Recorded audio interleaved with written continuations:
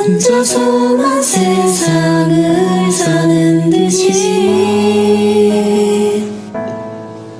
주가 멀어 보이기만 할 때 우리는 바라보아야 하네.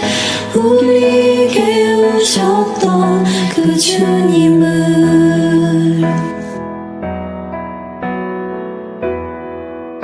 혼자서만 세상을 사는 듯이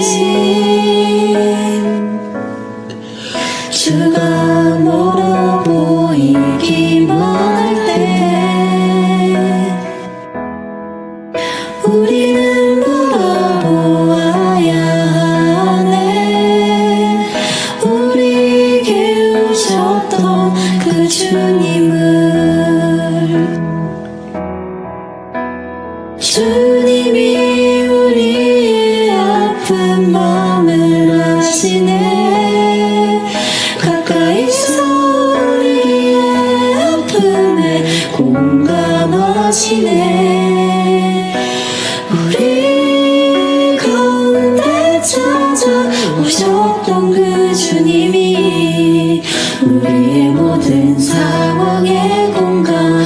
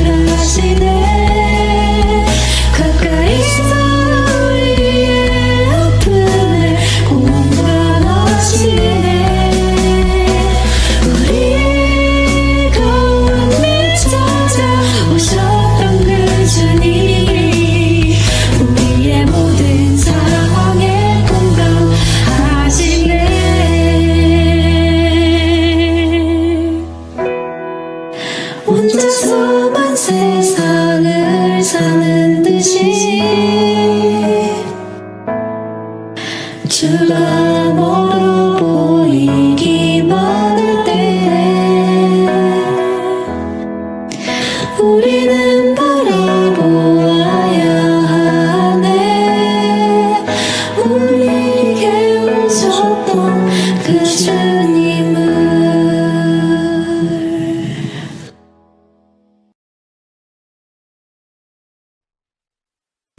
하나님께 모든 시선을 돌리는 저희 소중한 넥트 성도님들이 되셨으면 좋겠습니다. 저희 다 함께 시선 찬양하도록 하겠습니다.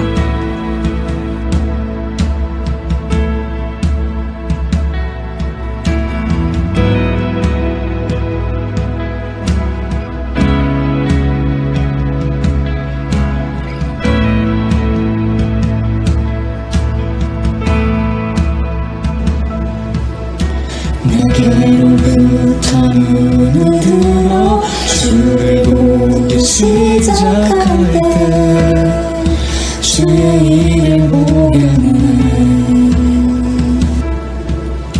내 작은 마음 돌이키사 하늘에 꿈꾸게 하네. 주님을 볼 때 내게로부터 눈을 들어 주를 보기 시작할 때 주의 일을 보려는 내 작은 마음 돌이키사 하늘에 꿈꾸게 하네. 주님을 볼 때 모든 시선을 주님께 드리고 살아계신 하나님을 느낄 때 내 삶은 주의 역사가 되고 하나님이 일하기 시작하네.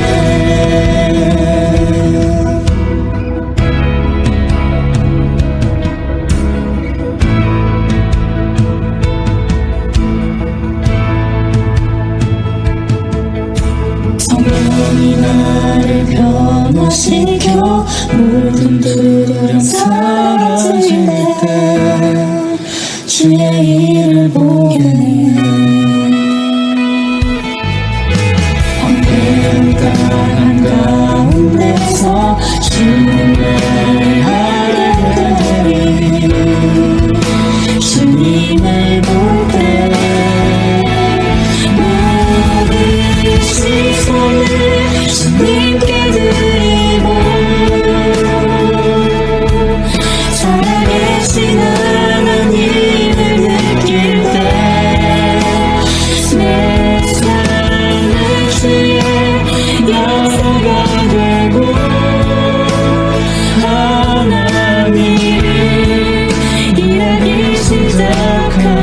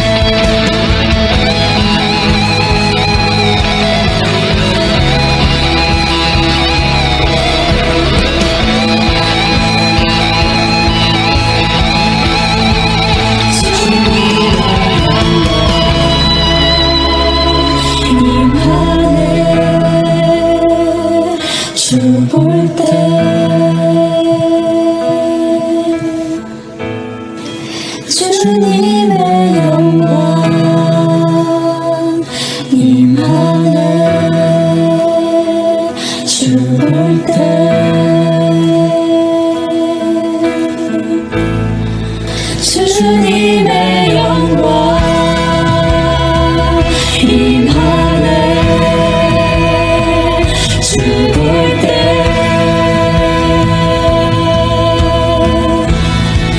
주님의 영광 임하네. 죽을 때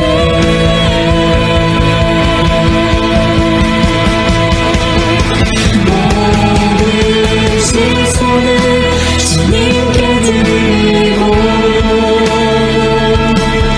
살아계신 하나님을 느낄 때 내 삶은 주의 역사가 되고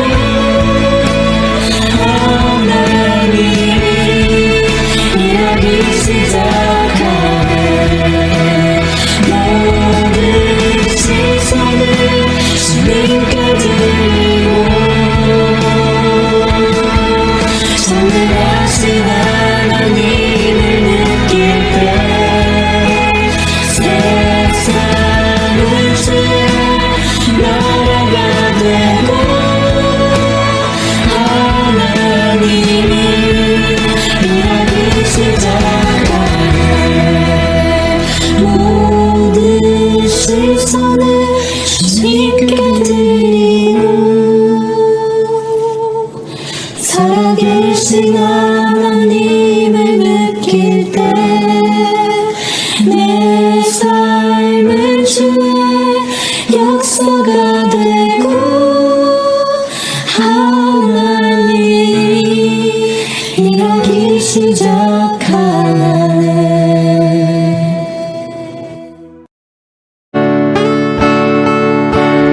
저희 마음의 입을 다 함께 찬양하시고 기도하시겠습니다.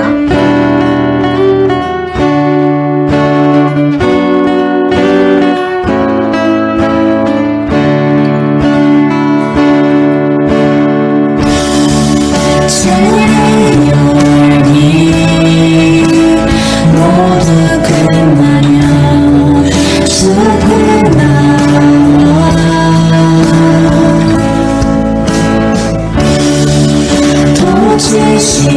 도지시한 예배 드리는 주님을 향한 너의 이상의 노래 내 맘 깊은 곳에 주께서 원하신 것 화려한 음악보다 뜨거운 열정보다 중심을 원하시죠. 주님께 드릴 마음의 예배 주님을 위한 주님을 향한 노래 중심 있는 예배 내려놓고 이제 난 돌아와 주님만 예배해요.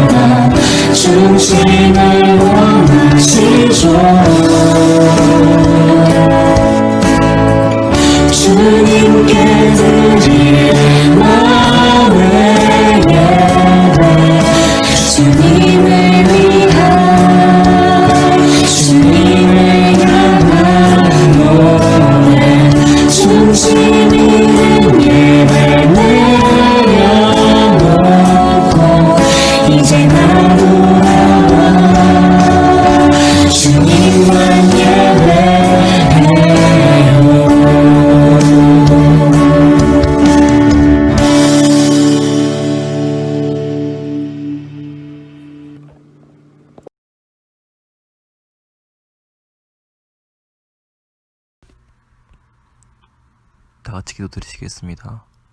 아버지 하나님, 추석 연휴 잘 쉬고 또 이렇게 안식일 맞게 해주셔서 감사합니다.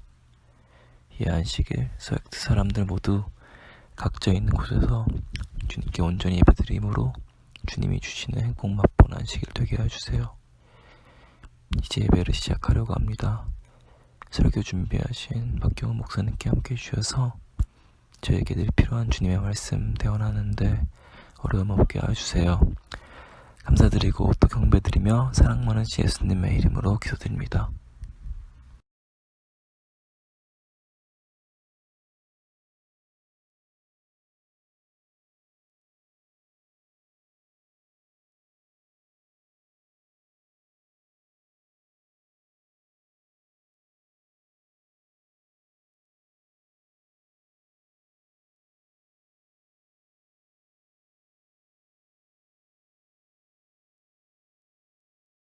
여러분 안녕하세요.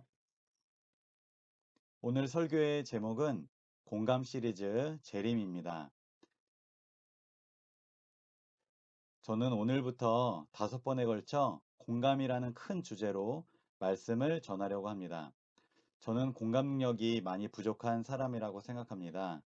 그런데 공교롭게도 10월 한 달 동안 목회부에서 전하는 설교 주제가 공감입니다. 저의 부족함을 채워주시려는 하나님의 은혜라고 생각합니다. 저는 어떤 말씀을 전할까 고민을 하게 되었습니다. 기도하는 가운데 하나님께서 저에게 지혜를 주셨습니다. 그것은 성도들이 어떤 말씀을 듣기를 원하는지 직접 물어보라는 것이었습니다. 그래서 저는 지부장들과 간사들에게 듣고 싶은 주제나 평소에 궁금했던 질문들이 있는지 물어보았습니다. 고맙게도 저에게 여러 주제와 질문을 던져주었습니다. 그 중에서 오늘은 재림이라는 주제를 가지고 말씀을 전하겠습니다. 첫 번째 질문입니다. 과연 재림 때 어떤 사람이 하나님과 함께 하늘에서 살게 되나요? 라는 질문입니다. 저는 이 질문에 대하여 마태복음 7장 21절을 소개하려고 합니다. 나더러 주여 주여 하는 자마다 다 천국에 들어갈 것이 아니요 다만 하늘에 계신 내 아버지의 뜻대로 행하는 자라야 들어가리라. 예수께서는 하나님의 뜻에 순종하는 삶이 결여된 단순한 신앙 고백만으로는 천국에 들어갈 수 없다고 말씀하셨습니다. 야고보서 2장 17절에도 같은 맥락의 말씀이 있습니다. 이와 같이 행함이 없는 믿음은 그 자체가 죽은 것이라. 야고보도 행함으로 표현되는 믿음의 중요성에 대해서 말했습니다. 아무리 하나님에 대한 믿음이 확고하다 할지라도 그에 따르는 행함, 즉 하나님의 뜻에 순종하는 삶이 없다면 그 믿음은 가짜이며 영원한 생명에 이르게 할 수 없다는 것이죠. 며칠 전에 한 친구와 대화를 나누게 되었습니다. 이런저런 대화를 나누다가 그 친구의 고민을 듣게 되었습니다. 그것은 어떤 좋지 않은 습관이 끊어지지 않고 자꾸 반복된다는 것이었습니다. 그것은 바로 미디어에 많은 시간을 빼앗기는 것이었습니다. 미디어에 빠져있는 자신의 모습이 얼마나 추하게 느껴지지 모른다고 굉장히 힘들어했습니다. 또한 그토록 달콤했던 하나님의 말씀에 대한 흥미가 많이 사라졌다고 말했습니다. 그러면서 그 친구는 주님과의 관계를 회복하기 위해서 지금 최선의 노력을 다하고 있다고 말했습니다. 여러분 혹시 우리는 주여 주여라고 신앙 고백만 하고 있지는 않는지요? 혹시 행함이 없는 믿음을 가지고 있는지는 않는지요? 형식적이고 의무적인 신앙생활을 반복하고 있지는 않는지요? 하나님의 뜻에 순종하려고 노력하지만 여전히 죄에 빠져 있지는 않는지요? 로마서 8장 3절과 4절은 그러한 고민에 빠진 우리들에게 귀한 약속과 희망을 제시하고 있습니다. 율법이 육신으로 말미암아 연약하여 할 수 없는 그것을 하나님은 하시나니 곧 죄로 말미암아 자기 아들을 죄 있는 육신의 모양으로 보내어 육신의 죄를 정하사 육신을 따르지 않고 그 영을 따라 행하는 우리에게 율법의 요구가 이루어지게 하려 하심이니라. 하나님께서는 우리에게 거룩함을 요구하십니다. 우리가 하늘에 가려면 우리의 삶은 하늘에서뿐만 아니라 이 땅에서부터 거룩해져야 합니다. 그런데 문제는 우리가 아무리 노력해도 우리 스스로는 거룩해질 수가 없다는 데 있습니다. 이 문제와 사실을 빠르게 인정하고 내려놓는 것만이 거룩해지기 위한 최적의 상태가 되는 것입니다. 제가 종종 뜬금없는 소리를 잘 하는데요.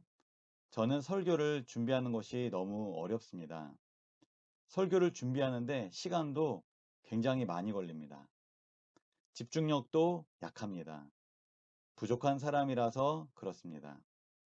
그런데 설교를 준비할 때 가장 힘든 부분이 있습니다. 그것은 저의 부족함을 빠르게 인정하는 것입니다.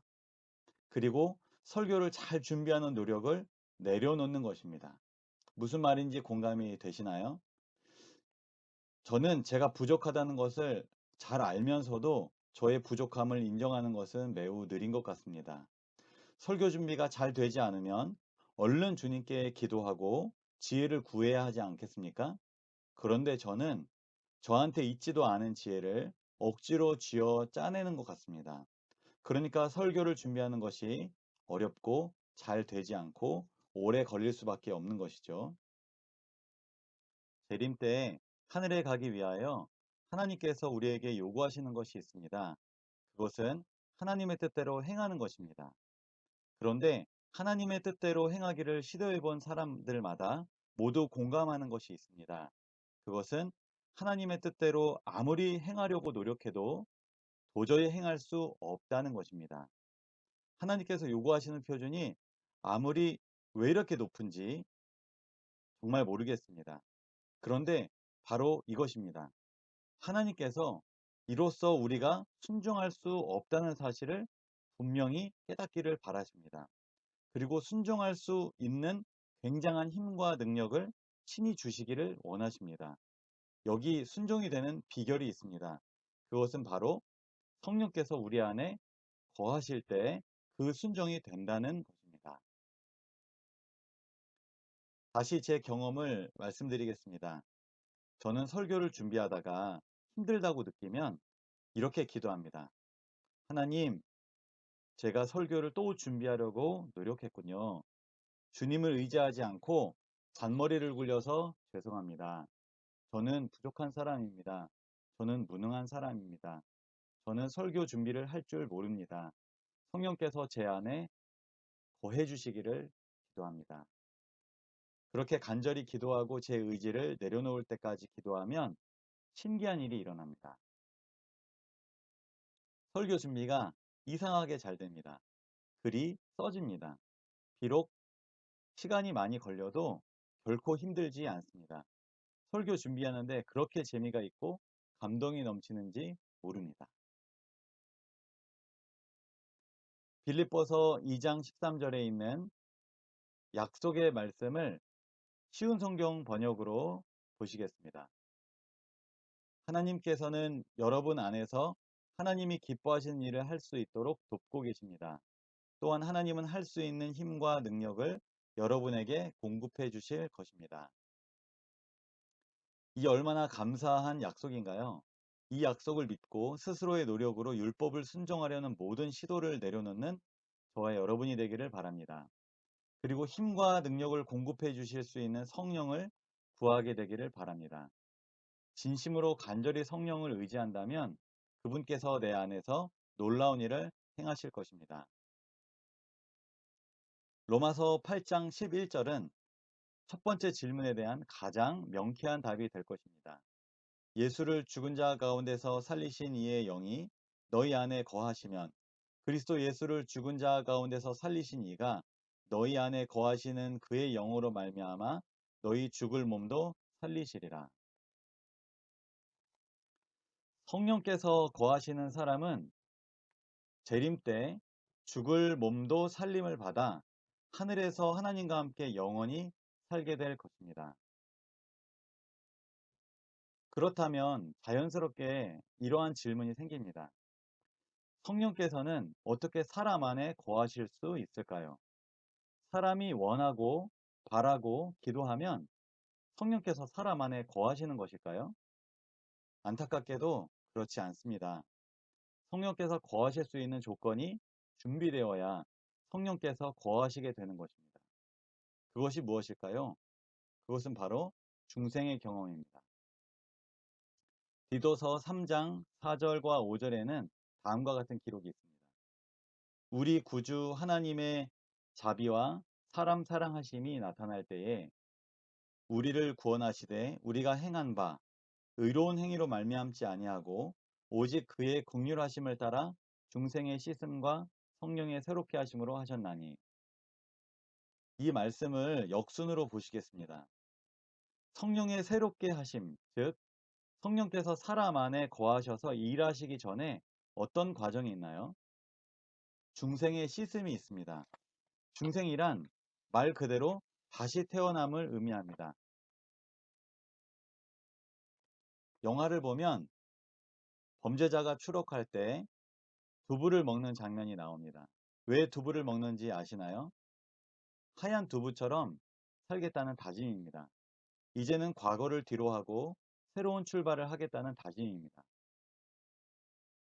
마찬가지로 그리스도인이 내재하시는 성령의 능력을 경험하기 위해서 반드시 갖춰야 할 조건은 바로 중생의 경험입니다. 그렇다면 이 중생, 다시 태어남, 이 새로남은 어떻게 할 수 있을까요? 그것은 우리의 노력이 아니라 오직 하나님의 긍휼하심, 곧 하나님의 자비와 사람 사랑하심을 통하여 선물로 주어지는 것입니다. 그런데 여기서 정말 안타까운 것이 있습니다. 저도 그렇고 여러분도 그렇고 하나님의 사랑을 정말 경험하고 싶지 않으십니까? 천연계를 통해서, 말씀을 통해서, 예수 그리스도의 생애를 통해서, 예배를 통해서, 성도의 교제를 통해서. 그런데 중요한 것은 하나님의 사랑이 잘 느껴지지 않는다는 것입니다. 왜 그럴까요? 무엇이 문제일까요? 증언보감 3권 269페이지에 있는 말씀을 제가 읽겠습니다. 죄 때문에 우리의 상태가 이상하게 되었으므로 우리를 회복시키시는 능력은 초자연적인 것이어야 한다. 그렇지 않으면 아무 가치가 없다. 인간의 심령을 장악하고 있는 악의 권세를 깨뜨릴 수 있는 오직 하나의 능력이 있는데 그것은 예수 그리스도 안에 있는 하나님의 능력이다.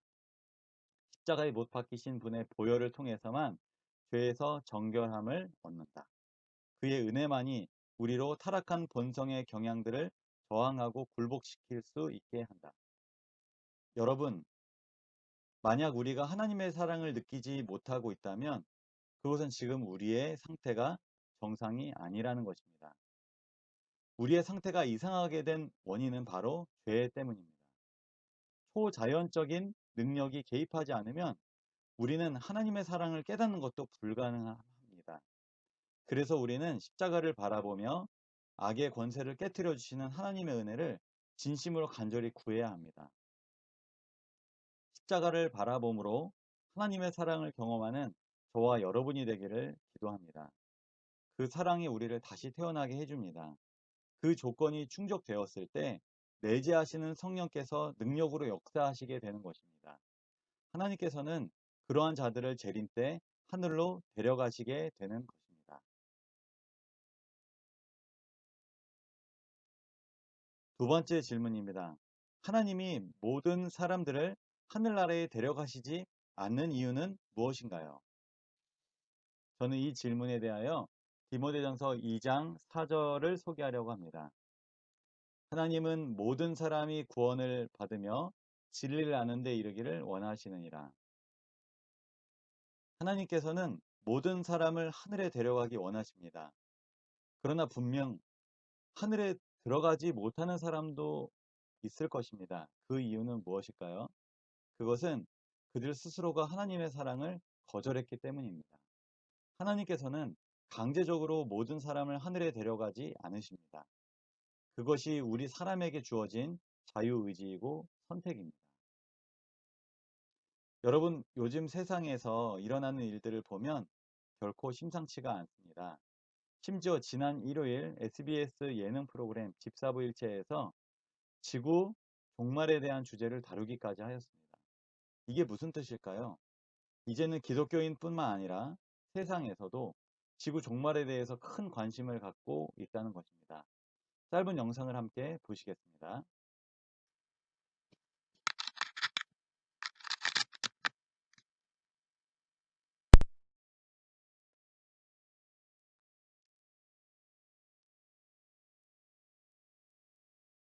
저희 모두는 올해 특별한 경험을 하고 있습니다. 이번 여름 장마는 역대 최장 기간을 기록했습니다. 정말 비가 오랫동안 많이 왔습니다. 침수 피해도 심각했습니다. 그리고 무엇보다 코로나라는 전염병 때문에 전 세계가 난리를 겪고 있습니다.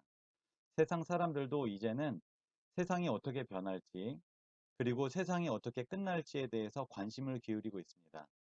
이러한 일들은 예수 그리스도의 재림이 매우 가까이 이르렀음을 말해주고 있습니다. 주님께서는 모든 사람들을 하늘에 데려가기를 원하십니다. 사람의 노력이 아무 소용이 없는 이때 오직 우리는 주님의 역사하심, 주님의 사랑을 기다려야 합니다. 요한계시록 3장 20절에 있는 말씀입니다. 볼지어다 내가 문 밖에 서서 두드리노니 누구든지 내 음성을 듣고 문을 열면 내가 그에게로 들어가 그와 더불어 먹고 그는 나와 더불어 먹으리라. 여러분 귀를 기울여 보시기 바랍니다. 주님께서 내 마음의 문을 두드리는 소리가 들리지 않으시나요? 만일 그렇지 않다면 혹시 이 세상에 우리의 마음을 빼앗겼기 때문은 아닌가요? 여러분 귀를 기울여 보시기 바랍니다. 주님께서 부르시는 소리가 들리지 않으시나요? 만일 그렇지 않다면 이 세상의 소리에 너무 몰두하고 있기 때문은 아닌가요? 말묵과 기도, 그리고 예배와 캔모 등 하나님의 사랑을 경험할 수 있는 좋은 방법들을 보다 적극적으로 활용해 주시기를 부탁드리겠습니다. 하나님의 사랑을 깨닫고 진심으로 회개하는 경험이 매일 일어나기를 간절히 기도합니다. 하나님께서는 우리 모두가 구원을 받으며 진리를 아는 데 이르기를 원하십니다. 말씀을 마치겠습니다. 틴스 주제를 말씀드리겠습니다. 추석 연휴를 어떻게 보냈는지 각자의 근황을 이야기해 봅시다. 당신은 예수 그리스도의 재림을 고대하나요? 이유는 무엇인가요? 당신이 최근에 경험한 하나님의 사랑에 대해서 나눠봅시다. 다 함께 기도하도록 하겠습니다. 하나님, 당신의 아들의 재림을 간절히 소망합니다. 우리 모두를 구원에 이르기를 원하시는 주님의 사랑을 저희가 경험하게 도와주시옵소서. 그 사랑으로 우리가 새로 태어나고 우리가 우리의 모든 죄를 주님 앞에 내려놓고 이제 주님께서 우리를 새롭게 하시는 그 성령의 거하심, 그 은혜를 경험하고 우리가 변화되는 것을 경험하게 도와주시옵소서. 머지않아 오실 주님께서 그 성령을 소유한 성령이 내재된 그 사람을 부르실 때 주님 감사합니다, 사랑합니다 하고 모두 다 하늘에 갈 수 있도록 은혜를 베풀어 주시옵소서. 예수님의 이름으로 간절히 기도하옵니다. 아멘. 감사합니다.